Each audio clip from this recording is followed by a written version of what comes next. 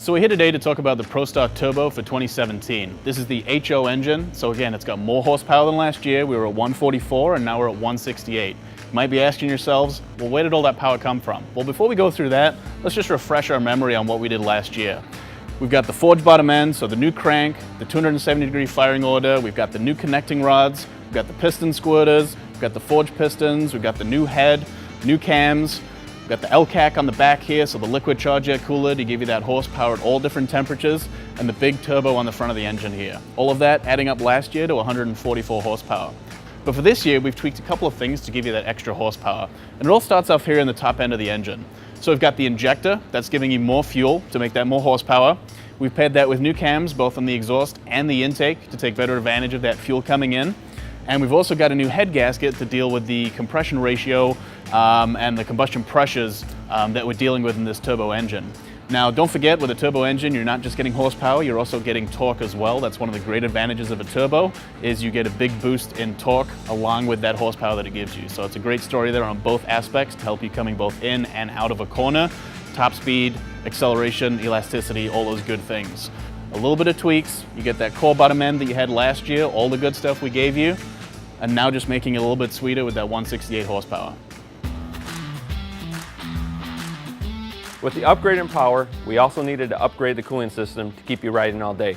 To start with, we have a 42% larger grill area to keep the airflow into the cores, as well as a new PWM brushless fan that starts at a lower temperature at a variable speed and then ramps up to full speed, where it's now flowing 25% more airflow than the previous year. We widened the frame tubes so we could fit in 3-inch wider radiators to give you a 20% larger engine radiator for this model year. And to prove it, we tested this vehicle all over the world in trails, desert, and multiple dune locations, including taking this vehicle to the Middle East to test it on dunes 3 times larger than Oldsmobile Hill in triple-digit temperatures. With the upgrade in power, we also upgraded several key components of the driveline. Starting with the clutches, we have new weights, new helix, and a new thicker belt to handle the increased power.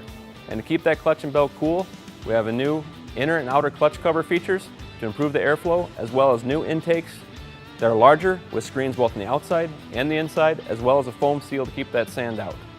That also increased airflow is keeping your belt temps 30 degrees cooler.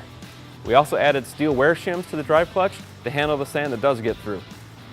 We also improved the rear half shafts for increased strength, as well as improved the front drive with larger rollers and a larger cage to handle the increased power and torque. All of these driveline upgrades are so you can use the 168 horsepower reliably and consistently all day long. RZR philosophy is always about power, suspension, and agility. For power, we have a new level performance at 168 horsepower, but all that power does nothing unless you have the suspension to handle it. We have race-inspired trailing arm rear suspension with box internal bypass shocks with 5 compression zones to handle the chop for the weekend warrior, as well as the high-speed G-outs for the high-speed racer.